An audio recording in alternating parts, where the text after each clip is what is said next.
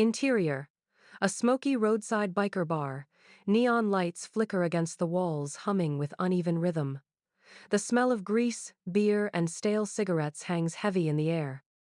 Country rock rattles from an old jukebox in the corner, barely keeping up with the noise of boots dragging against the floor and pool balls cracking against one another.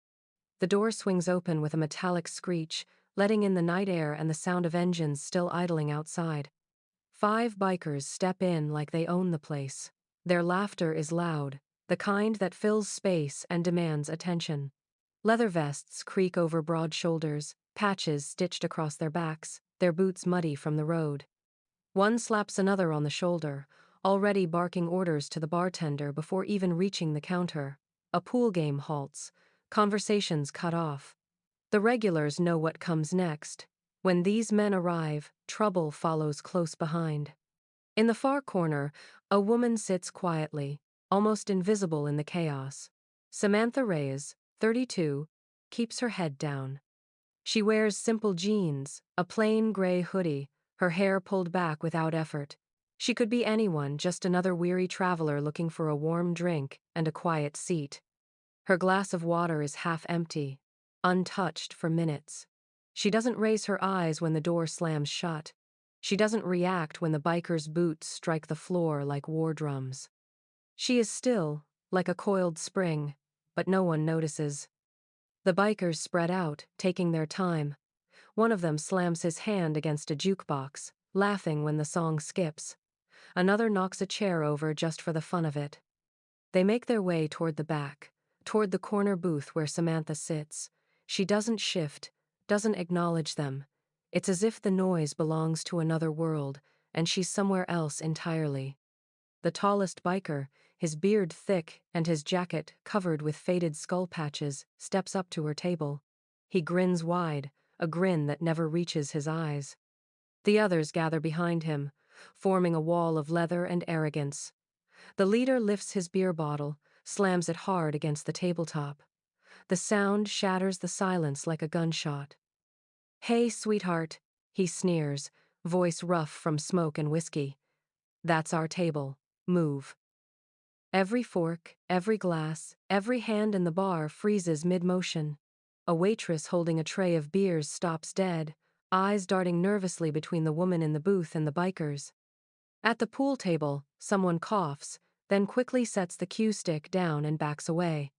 A man in the corner bar stool whispers something to his friend, but no one dares move. Samantha doesn't flinch.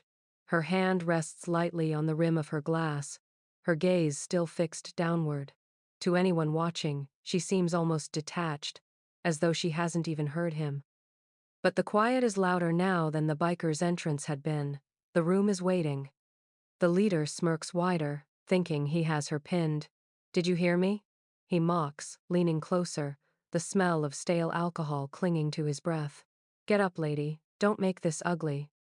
The others chuckle darkly, one of them cracking his knuckles, another tilting his head to leer down at her. Their voices carry cruel amusement, but beneath it, tension runs sharp as a blade. The bar is holding its breath, and the night outside presses close against the windows. Samantha still doesn't move. She doesn't blink. Her calm in the face of 5 men radiates like a warning that none of them recognize yet. The crowd falls silent. The only sound is the faint drip of spilled beer sliding down the bottle still pressed against her table. The tallest biker leans forward, his hand still resting on the beer bottle, his grin stretching wider as the seconds drag out. Samantha doesn't so much as flick her eyes toward him. Her fingers remain loosely curled around the rim of her glass, her posture relaxed, unshaken. To the untrained eye, she looks small in the shadow of 5 men towering over her, but there is no fear in her stillness, only calculation. "Look at her," one of them says, his voice dripping with mockery. Too scared to move, just sitting there like a statue. He leans down until his face hovers inches from hers, expecting her to recoil. She doesn't. The others burst into laughter, the sound harsh and echoing against the low ceiling of the bar. The leader bangs his fist against the table again, rattling the glasses, trying to break the quiet she holds around herself like armor. You hear me, sweetheart. We don't ask twice. At last, Samantha shifts, just slightly. She sets her glass back on the table with careful precision, the faint clink loud enough to carry across the silence that has gripped the bar. Her voice, when it comes, is low and even, a blade wrapped in velvet. You don't want to do this. The words are soft, almost gentle, but they cut through the noise like steel on stone. The bikers blink, caught off guard for the briefest of moments. Then laughter explodes again, harsher this time, forced, as if they need the sound to drown out the uneasy prickle that just crawled up their spines. She thinks she's tough, one sneers, tugging on his leather vest as though to remind himself of the patch across his back. Another nudges his friend in the ribs, barking out a laugh. What's she gonna do? Lecture us to death? Around them, the bar begins to shift. Waitresses freeze where they stand, trays trembling slightly in their hands.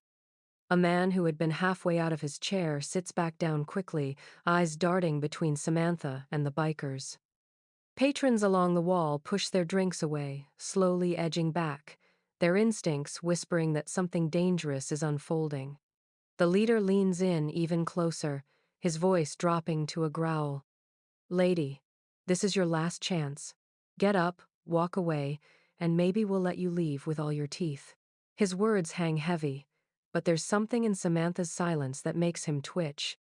He doesn't understand it, not yet, but the calm in her face, the steadiness in her voice, doesn't match the fear he expects. The other bikers circle around, cutting off every path out of the booth. Their shadows swallow her, leather and muscle hemming her in. One cracks his knuckles, the sharp pop echoing through the room. Another spits on the floor, his smirk wide and mean.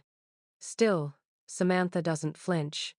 She glances up finally, her eyes clear and cold, locking onto the leader with a stare that makes his grin falter for a fraction of a second.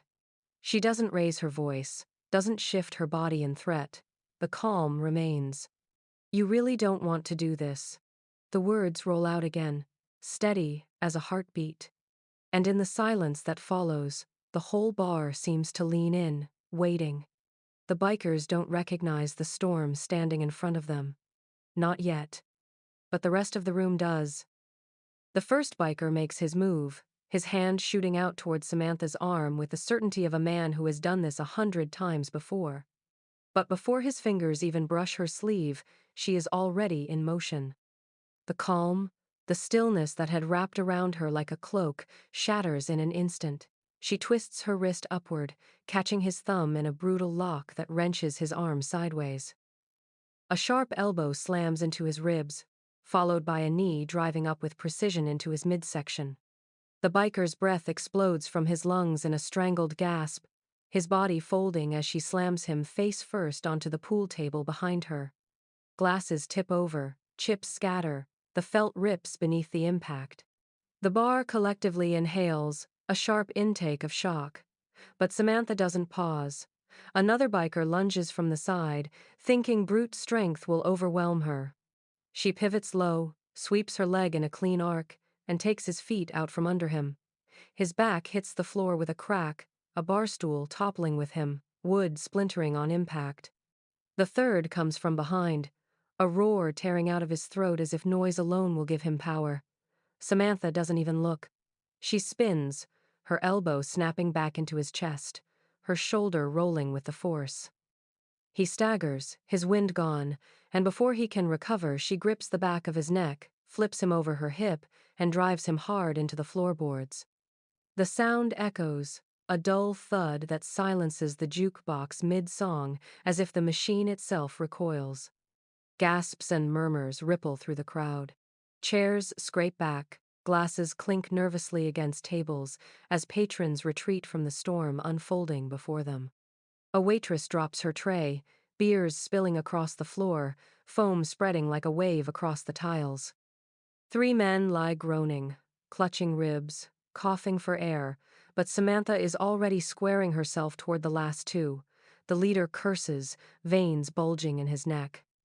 His partner cracks his knuckles again, though the sound trembles now, betraying nerves.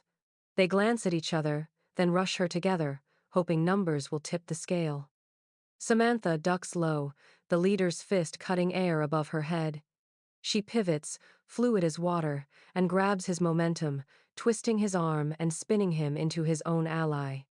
Both crash together with a sickening thud. She doesn't stop. She grips one by the leather vest, plants her foot, and flips him over her shoulder. He lands flat on his back, the breath knocked clean from his lungs. The other stumbles forward, only to meet her boot driving into his chest, sending him sprawling across an overturned chair. Silence follows, thick and electric. All 5 bikers writhe on the ground, moaning, clutching bruised ribs and twisted joints.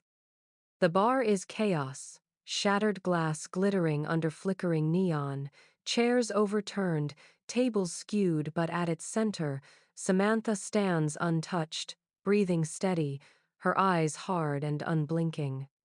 Whispers break the silence, voices hushed but urgent. "She's military," one man mutters, his words trembling. Another shakes his head, eyes wide. "No, no, she fights like a pro. Special forces, maybe." The murmurs spread like wildfire. Every pair of eyes in the room is fixed on her, the quiet woman no one noticed minutes before. Now she is something else entirely, a force the bikers had underestimated, a storm that had broken and left wreckage in its wake. And in under 10 seconds, the bar understands. Samantha Reyes is no ordinary traveler. She is something far more dangerous. The bar is a wreck, splintered chairs, shattered glass, the jukebox's music frozen mid-song as if it too is holding its breath. The 5 bikers drag themselves up from the floor, their swagger stripped away and replaced with shaky anger. Faces red, chests heaving, they look less like predators now, and more like wounded animals desperate to save face. The leader, clutching his ribs, growls low in his throat, as if summoning courage he no longer has. He lunges one last time, fury outweighing sense, but Samantha is ready. She sidesteps with lethal grace, seizing his jacket and slamming him against the wall so hard the plaster cracks. The impact shakes the bottles behind the bar, rattling them in a chorus of glass. Her arm presses against his chest, pinning him in place with immovable strength. She leans in, her face inches from his, her eyes cold and unyielding. Her voice is quiet, steady, each word sharper than any shout. "I've faced worse than you," she says, her tone cutting through the silence like a blade. "You won't scare me." For the first time all night, the biker's bravado falters. His eyes dart left and right, searching for backup, but his men are frozen where they stand, too broken to move forward, too humiliated to retreat. Their laughter is gone, their arrogance shattered. One lowers his head. Another takes a half step back. The leader swallows hard, his fury cracking into something far smaller, fear. Before anyone can speak, the sharp wail of sirens pierces the night. Red and blue lights flash through the grimy windows, washing the room in staccato bursts of color. The bar holds its collective breath again, waiting for what comes next. The door bursts open, and 2 uniformed officers stride in, hands already near their belts. They scan the wreckage, overturned tables, dazed bikers, and Samantha, still calm, still steady. Their eyes widen. One officer straightens abruptly, recognition flashing across his face. "Captain Reyes," he says, his voice a mix of surprise and respect. "We didn't know you were back in town." The words drop like a stone into water. The bikers freeze. The color drains from the leader's face as the realization dawns. Ex-Special Forces. Not just a tough woman, not just a skilled fighter. Someone who has seen combat, someone trained to survive battles far deadlier than this smoky roadside bar. Whispers ripple through the crowd, the truth cementing itself in every watching face. The officers move swiftly, snapping handcuffs onto the groaning bikers. "You 3 are coming with us." "Public assault," one officer declares, his voice firm. The bikers no longer resist. Their fight is gone, their pride shattered. They are dragged out into the night, their boots scraping against the floor, their shoulders slumped. And then, As the door swings shut behind them, the silence breaks. Applause erupts, first tentative, then roaring. The bar shakes with it, patrons clapping, some even cheering, relief and admiration tangled together. A little girl sitting near the back tugs her mother's sleeve and whispers, "Mommy? She's a superhero." Samantha releases the tension in her shoulders with a long, quiet breath. She doesn't bask in the applause, doesn't stand to acknowledge it. Instead, she walks calmly back to her booth, sits down, and lifts her glass as if nothing had happened. She takes a slow sip, her face composed, her breathing steady. The camera closes in on her expression, calm, unshaken, framed by the wreckage of broken tables and the fading echo of claps. In that quiet, the lesson is clear. True strength doesn't need to announce itself. It waits, silent, until tested, and when tested, it speaks louder than any roar.